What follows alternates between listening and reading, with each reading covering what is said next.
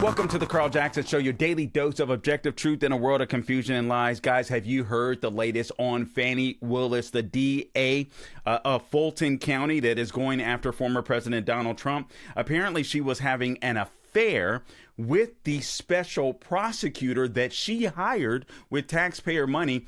She hired him. He's been paid approximately $650,000 since early 2022 to prosecute the case against Trump and his co-defendants in Fulton County, Georgia. Well, she's also benefited from that payment or those payments to her lovers, including luxury vacations.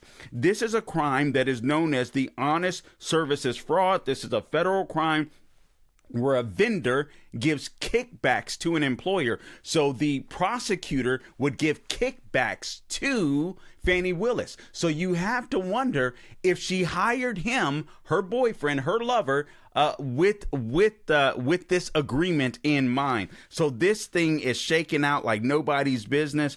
This is absolutely crazy. Again, she hires the prosecutor. She pays the special prosecutor. She has a love affair with the prosecutor. She lives a life of luxury with the special prosecutor. And all of this is starting to seep out. This is going to be fun. Make sure you stay tuned. Guys, before I go any further, I want to make sure that you please support our sponsor, MyPillow.com. Mike Lindell with MyPillow right now. They have these Giza Dream Sheets that are available to all of my listeners. If you want to give them a call at 800-858-0263, there's some special deals going on right now. Mike Lindell has a passion to help everyone get the best night of sleep. As you can imagine, he didn't stop by simply creating the best MyPillow. Now, Mike created the Giza Dream Bed Sheets as well. They look and feel amazing, which means you'll get an even better night's sleep, especially if you have a busy schedule. Mike found the world's best cotton called Giza. It's ultra soft, it's breathable, it's extremely durable. Mike's Giza Sheets come with a 60-day money-back guarantee and a 10-year warranty. You can't beat that. The Giza Dream Sheets come in a variety of sizes and colors. Mike's latest incredible deal is a sell of the year. So for a limited time, you're going to receive 50% off of those Giza Dream Sheets. You'll receive a set for as low as $29.98. Make sure that you mention my name. And by the way, peruse the website where there are plenty of deals available for you if you mention my name. That is, go to the radio podcast square and enter my name, Carl, C-A-R-L, at the top of the page, or give them a call, 800-858-0263. Go to MyPillow.com, click on that radio podcast square, and don't forget to enter my name. There you'll find not only this amazing offer, but also deep discounts on all MyPillow products, including the MyPillow 2.0 mattress topper, MyPillow kitchen towel sets, and now even flannel sheets, and so much more. MyPillow.com. All right, getting back to this story with Fani Willis. I want to make sure that I didn't miss any of this until lead up. You know, I tried to do shorts at the beginning of the of this video, but I kind of screwed that one up. So let me just outline the details, and hopefully Gabe will be able to cut this for us later. All right, so Fani Willis, this is very simple. Fani Willis, the DA of Fulton County, is going after Trump and, you know, several co-defendants for election fraud, allegedly, right? And so here's the deal. Here's what Fani Willis did. So she hired a guy that is now, we're starting to find out, is her boyfriend. This guy was having an affair with Fani Willis, and his name is Nathan Wade. He was having an affair with Fani Willis. He files for divorce. She hires him as the special prosecutor the next day. There's already been some staff that has come out and said, yeah, they had a personal relationship going. They had something going. She hired this guy. This guy gets paid $654,000. He may not even be qualified to be a special prosecutor, because even though he was a prosecutor in Cobb County, in a different county, no one know what trials he oversaw. I mean, this is absolutely insane. You couldn't be more stupid when it comes to this stuff. All right, so we're just going to get into the details of that. So this could completely undermine her prosecution against Trump. This is Ashley Merchant is the client for one of the Trump co-defendants, a gentleman by the name of, where's his name? It's Roman something. Anyway, I'll find his name here. but one of Trump's defendants, and he's got a bulldog attorney. He's got a good attorney. Listen, guys, I've had attorneys in the past in my own life. I always tell you, there are attorneys that are just attorneys that want to do their job, and then there are attorneys that want to win. Always find the attorneys that want to win. The attorneys that are just mad at losing. Those are the bulldogs. Those are the ones that you want. I mean, those are the ones you go into their office and they're like, yeah, you know what? I mean, you can tell there's a difference. It's not just the regular rah, rah, rah. You know what I'm saying? There is a difference. All right, so let me give you the skinny on this. And also we have Biden that, you know, he's trying to play the J6 narrative. I'm sorry, I wasn't on yesterday. I had to do some taping for TV. So we'll be taping some other podcasts, hopefully this evening and tomorrow morning as well, that we'll be putting out, because there's so many things that I would like to respond to and talk about, including the disappearance of Secretary of Defense Lloyd Austin. I talked about that on television yesterday. I want to make sure I cover that and all the implications of that on my podcast, as well as the debt ceiling debacle, yet again, that I think conservatives have done a horrible job on, where every single one of us, every single household in America is going to be saddled with an additional $47,000 worth of debt, given the over $47,000, given the debt load that we currently are undergoing under Biden's administration. $6.2 trillion approximately worth of debt has been added in just shy of 3 years since he's been inaugurated. Absolutely insane. And right now we have a House that isn't doing anything to curtail the spending. They want to tell you that a cut of $30 billion here is a win, or $6 billion there. I don't know what a cut of $30 billion is when we're going off the financial cliff. I mean, it's insane. All right, everyone's fearful of a shutdown, and you know what? I understand why some people will be fearful of a shutdown. They're scared of the narrative, some Republicans, but we're in a different, I mean, we're just in a different era.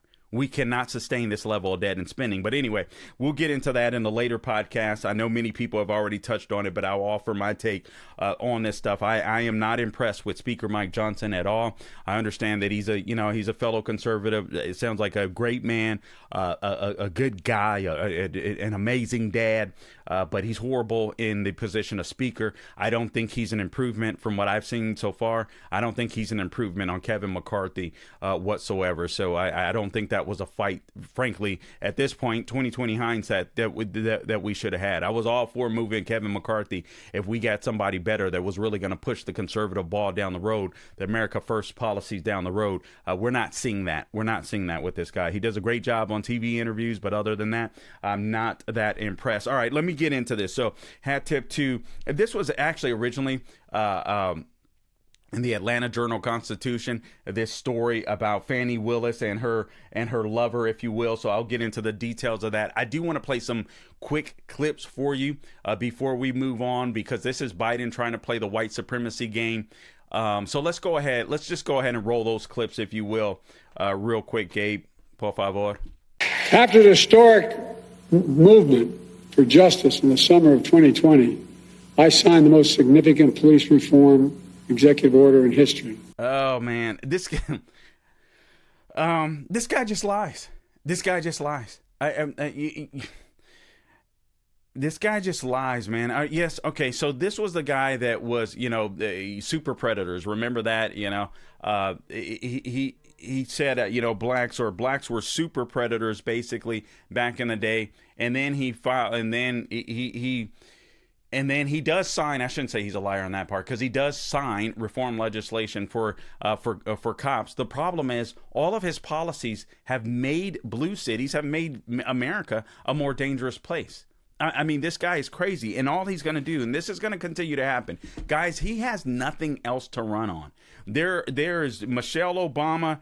There's Michelle Obama that's coming out and saying she's absolutely terrified that Donald Trump can get back in the White House.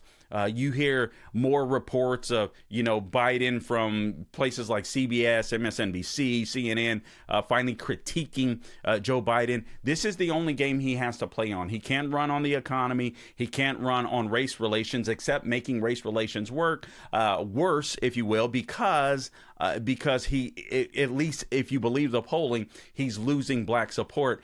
And I do believe he's losing black support. I don't think that means necessarily that Republicans are gaining lots of support, because let's be frank, what are they doing? And I know there's a special attachment to Donald Trump, President Trump, from a lot of blacks and minorities. I'm just not convinced, because I've not seen this in the past, that that's going to rise to a level of black support like we've never seen before. I believe that most blacks that voted Democrat, that are dissatisfied with Joe Biden, will likely stay home. And that's what they're afraid of, too. So he's trying to stoke up the fears. Let's play another one. I was talking downstairs. I've spent more time in the Bethel AME Church in Wilmington, Delaware, than I have than most people I know, black or white, have spent in that church. Because that's why I started no, I'm serious. I started a civil rights movement. I used to go to 7:30 Mass, then I'd go to 10 o'clock service with the Reverend who was then running the church, is now the bishop. She's a bishop, and I'm told your bishop had been there before in South Africa. That's where he is right now. The point is that I've been blessed to worship here before as well. All right, so this is the man that said you can't go to a 7-Eleven without hearing an Indian accent. This is the man that said Barack Obama was the first, clean and articulate black man, whatever he came across, politician. It's a story. It's a storybook, man. That's the guy that didn't want blacks and whites in the same bus heading to schools during the segregation era. That guy, the guy that said he didn't want his children going to school. I forget the racist terms that he used with blacks, and we're expected to believe that this is the guy that started the civil rights movement. All right, guys, we know who started the civil rights movement, and that was the Republican Party with the election of Abraham Lincoln. And we had different civil rights movements that culminated, 100 years even before the 1964 Civil Rights Act. We had the 1866 Civil Rights Act. I think it was the 1861 Anti-KKK Act. There were so many civil rights acts done by Republicans leading up to 1964. This guy's just a complete and utter liar, but that's what he's going to do, stoke up the fears. All right, now let me go ahead and get this out of the way. I got to scramble here. Let me get this out of the way. This is Nikki Haley. I want to play a couple of clips of Nikki Haley for those of you that didn't see it, and it could be a lot of you, but listen, you guys know this. You vote for who you want to vote for. This is America. I am not a fan of Nikki Haley. I think Nikki Haley talks a great game.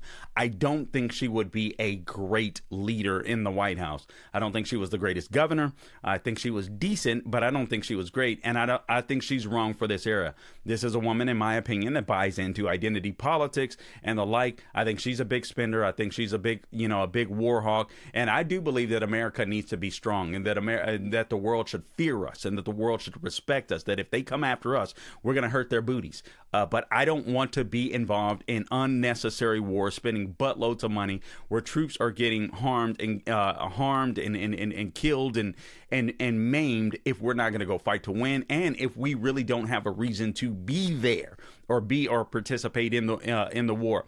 But having said that, Nikki Haley plays like she's the toughest conservative out there. She simply is not. She is a moderate at best.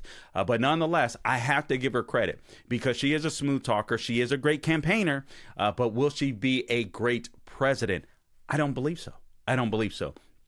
And I feel like this is what concerns me about the Republican and conservative movement. We are just as much into the hype and the sound and people that sound good and sound bites rather than actual governing. And I want policy. I want governing, conservative governing, constitutional governing. Having said that, let's go through this, and then and then I'll get into this Fani Willis situation real quick here. Let's go ahead and roll it, Gabe.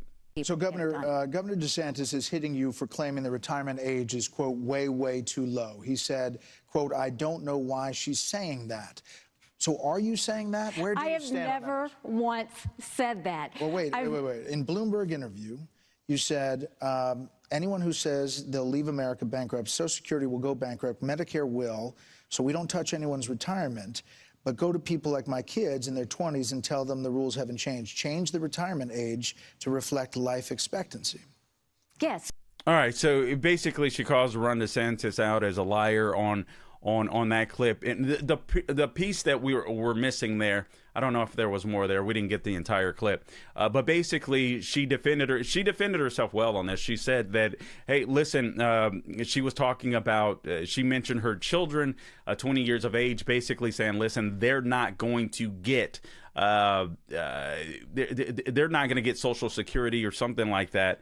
The way in which the people that came before them are, meaning there's not going to be any left for them, basically, or they're going to have to. I forget exactly how it goes, but anyway, the question. Basically, she was saying, listen, I never said that, Social Security, I was pushing Social Security for younger and younger people or younger and younger ages or whatever the argument was. Man, I don't know why I'm kind of drawing a brain frog, but she later mentioned in that article, or Reuters did, that she was talking about her 20-year-old kids at the time or something like that. And that was absolutely true. She was just saying that, listen, for the younger generation, Social Security isn't going to necessarily be there. And so what we need to consider is making sure that they're not, as we modify Social Security, they're not able to, I don't want to mess up the wording. Basically, they would receive Social Security at a younger age, or not at all. I totally butchered that. I need to go back and watch the entire clip. Gabe, if we have that entire clip, I'd like to roll it again. I don't want to get her words wrong. But here's the deal, just real quick with Social Security. Listen, guys, there's no doubt. They've been saying that it's going to go bankrupt in 10 years for 10 years. The money doesn't exist. The money isn't there. All right. The money simply isn't there. These entitlement reforms have to happen because the nation is going bankrupt. We're falling off of a financial cliff, and there's no one doing anything about it, including Republicans. Let's play the next clip real quick, por favor, Gabe. The reason we care about Ukraine, and I'll be the first one to say, I don't think we should give any country, friend or foe, cash, because you can't follow it and you can't hold it accountable. I don't think we need to put troops on the ground in Ukraine, and Ukraine doesn't want them because they want to be able to win it themselves. But what I saw at the United Nations, terrorists, thugs, and dictators always tell us what they're going to do. They're amazingly transparent. Hamas said they were going to go into Israel. They did. China said they were going to take Hong Kong. It happened. Russia said they were going to invade Ukraine. We watched it. China said Taiwan is next. We better believe it. Russia said once they take Ukraine, Poland and the Baltics are next. Those are NATO countries. That puts America at war. This is about preventing war. It's always been about preventing war. My husband is a combat veteran. He's deployed now. The last thing I want him or any of his military brothers and sisters to do is to go to war. But to avoid going to war, you have to prevent it. And just to support Ukraine, it only costs 3.5% of our defense budget. That's it. The Europeans have paid more, and they should. It's in their neighborhood. But this is about preventing war. And we have to make sure that we do everything we can to keep Americans safe and to keep our national security safe. Okay, so let me ask you guys a question. Have we prevented war? I mean, have we prevented war? Now, I know that Joe Biden has slow-walked a lot of this stuff, but they've been sending money up the wazoo. We've heard of how Ukraine has mishandled it. There's no doubt that the war continues to slug on, and it's going to continue. It's going to continue because I mean, there's a reality check here. Right now, it's time to negotiate. It's as simple as that. And there's other ways to prevent war. For one, we could have kept drilling for oil and being energy independent, and we could have, you know what I mean? We could have avoided the Russia-Ukraine war, and then you had Europe that ended up totally relying on Russia for oil because we shut down our oil, which was the dumbest move ever. All right. So it's absolutely insane, stuff like the Keystone XL pipeline and all this kind of stuff. All right, now let me just get to this because I do want to mention this, very important, this Fani Willis story just real quickly here. So this from the Washington Examiner. Fani Willis alleged to have an undisclosed relationship with the prosecutor. in Trump case. So here it is. Fulton County DA Fani Willis has been accused of hiring a lover to oversee the prosecution of former President Donald Trump and financially benefiting from the arrangement. As I mentioned earlier, the accusations were put forward in a court filing according to the Atlanta Journal-Constitution, or the anti-Constitution. I'm actually shocked. All right. So special prosecutor, the guy, his name is Nathan Wade. He's a private attorney. He's been paid $654,000 roughly in legal fees by Fulton County since January 2022, some of which he used to pay for extravagant vacations with Willis, according to the filings. So former Trump campaign official, a guy by the name of Michael Roman, is the one that filed the complaint. He's seeking the disqualification of Willis and Wade and all of the DA's office from the current and further prosecution of the case. This guy, I so appreciate this guy and this attorney because obviously they are bulldogs. All right. So here's what the funds given to Nathan Wade by Fulton County have been used for, what they've been able to find. So this guy has gone on expensive vacation, lavish trips with Fani Willis. And keep in mind, this relationship began before he was divorced. So this was an affair that they continued on. And then he filed his divorce. He gets the special prosecutor job the next day. So they've traveled together. They've been to places like California. And when I say California, I mean Napa Valley. You know how expensive Napa Valley is? That is for the elite of the elite. That is straight up Gavin Newsom territory and his wine vineyards, all right? Florida, the Caribbean, nice places in Florida. I forget where they mentioned. The Caribbean, 2 cruise lines, Royal Caribbean and the Norwegian.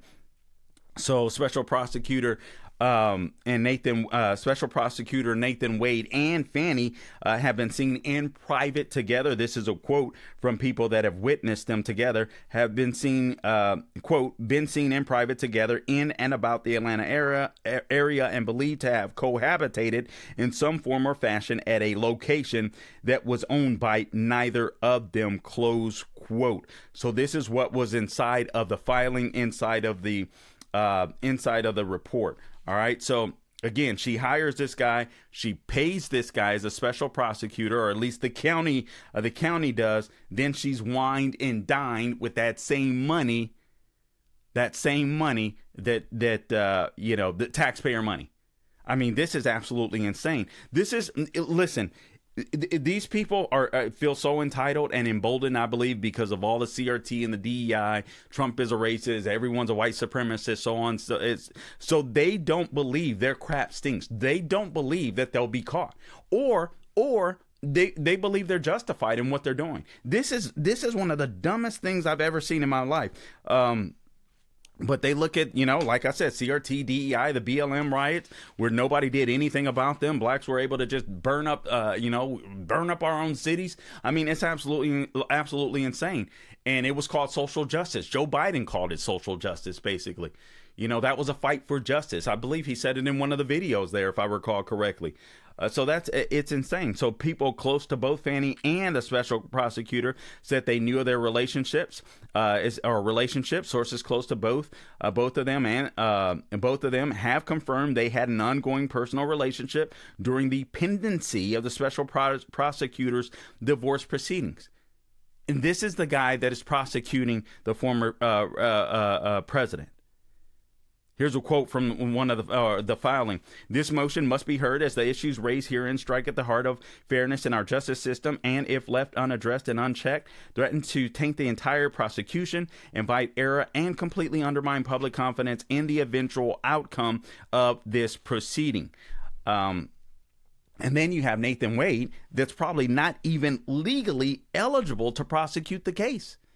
The guy apparently doesn't have the experience that one should have. This, according to the filing, the special prosecutor, based on his lack of experience in this type of felony, would not be qualified under Fulton County standards to be appointed to represent any defendant in this case, given the complexity of the charges. And it further read, if the special prosecutor is not qualified to defend this case under Fulton County standards, then how is he qualified to prosecute the case? He doesn't have enough experience to defend the people that he's prosecuting, but he's allowed to prosecute them. Is that why the district attorney did not seek approval for his appointment? If so, why did she seek to appoint an unqualified lawyer without approval to preside over this prosecution? So Fani Willis may have broken the law by appointing Wade because, as it allegedly wasn't approved by the Fulton Board of Commissioners. So if she had gone before the Fulton Board of Commissioners and said, "This is the guy I want to be in charge of the special prosecution," they may have looked into him. They may have looked into his experience and said, "Sorry, this isn't going to fly. This simply isn't going to fly." So this is this is just crazy. I wrote some notes down here. I'm trying to make sure I get through them. All right. So Ashley Merchant, she is the lawyer for this gentleman, Roman, for Michael Roman. So she reviewed, here's what she did. This is when you know you got a bulldog. I'm sorry, because I'm having to look down at my notes. I jotted a lot of stuff down, and then I'm kind of having a hard time reading some of my stuff. Not that it's sloppy, but I bunched it together. All right, but so Ashley Merchant is the attorney for Michael Roman. She reviewed Nathan Wade's ongoing divorce proceedings at the Superior Court clerk's office. So if you go to the clerk of court, you know, if something is in the public, you can get information from that. Well, guess what happened? She reviewed some stuff that was sketchy in his files about that divorce hearing. But the case file was improperly sealed without there ever being a court hearing. So after Roman's attorney looked at his divorce files, that his divorce case, they sealed the files without there ever being a court hearing. Basically, they were trying to seal her out, make sure that she didn't find out any more dirt against this guy. This is what's called the honest services fraud. All right, this is the crime that Fani Willis can be prosecuted on. And it's a federal crime where a vendor, which would be Fani Willis, which would be the attorney, her lover, Nathan Wade, gives kickbacks to his employer or to their employer. All right. I mean, this is absolutely scandalous, but this is what's happened. This is insane. This case should be thrown out at the very least. You know, this set of attorneys, they need to be thrown out, and I think they need to be prosecuted. If there was some type of deal set up beforehand, hey, listen, man, you scratch my back, I'll scratch yours, actually, it's a little more than scratching backs. You know, you know what I'm saying? Brings whole new meaning to the name Fani. I mean, this is absolutely insane. All right, so that's that. Let me. So it's just dirt. I mean, it's nothing more than dirt. Let me just mention a couple of things to you, and then I got to get out of here. But I wanted to make sure that I shared. A couple of stories that I saw on the tip sheet this morning. Forgive me for not speaking into the microphone. Okay. All right. So here it is. I think this is a really important story. I just want you to understand how weak the United States has become under Joe Biden's leadership. So the Mexican president has given Biden a list of demands in exchange for helping with the border crisis. All right. So obviously the Democrats don't want the border crisis to end. They want to import more Democrats, more poverty-stricken Americans that they can place in places where they can hopefully take over the nation, and one party rule, if you will. So how much of the $20 billion is he is asking for going to the drug cartels? This is a question posed by Fox News. So Mexican President AML Obrador, or AMLO, issued a lengthy series of demands detailing what the U.S. must offer in exchange for Mexico's help in stemming the flow of migrants to the U.S.-Mexico border. Remember when we had the upper hand over them? But because Biden has the border wide open, Mexico is now calling the shots. Instead of us saying, you know what, Mexico, if you don't seal this border on your south end, guess what's going to happen? We're not going to be trading with you. We're going to we're going to make it miserable for your country. Man, this is just sad. Biden claims to have started the civil rights movement. We went over that. I just want to make sure I hit these. Israel eliminates senior Hezbollah member in an airstrike. Good for them. The Iran-backed terrorist group Hezbollah said Monday that one of its top commanders has been killed in an airstrike. The strike on Jawad al-Tawil, who led the group's Radwan forces, was carried out by the Israeli military. I don't know how to pronounce his name. Al-Tawil was traveling in a car with another Hezbollah fighter in the village of Majdal Sem in southern Lebanon when he was struck. That's war. That's war. You get attacked, you know what? Mess around and find out, as they say. William Penn statue in Philadelphia is to be taken down for inclusivity. This is so crazy to me. So the National Park Service has announced that it's going to be rehabilitating via reduction. You get that word, rehabilitating.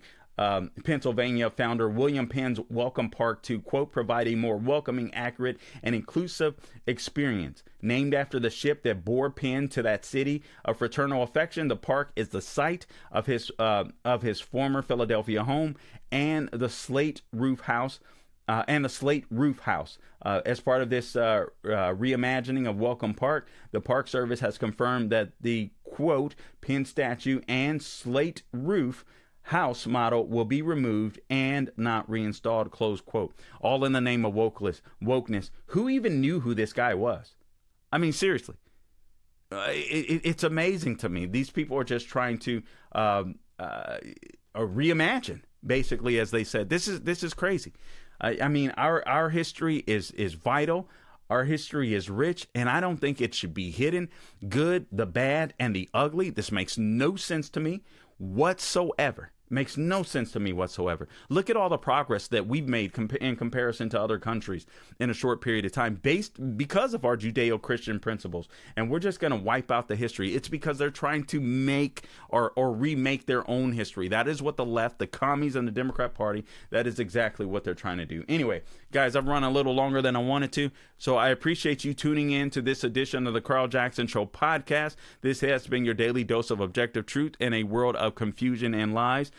Please remember to subscribe to the podcast wherever you go to get your podcast: Apple, Google, Spotify, YouTube, and Rumble.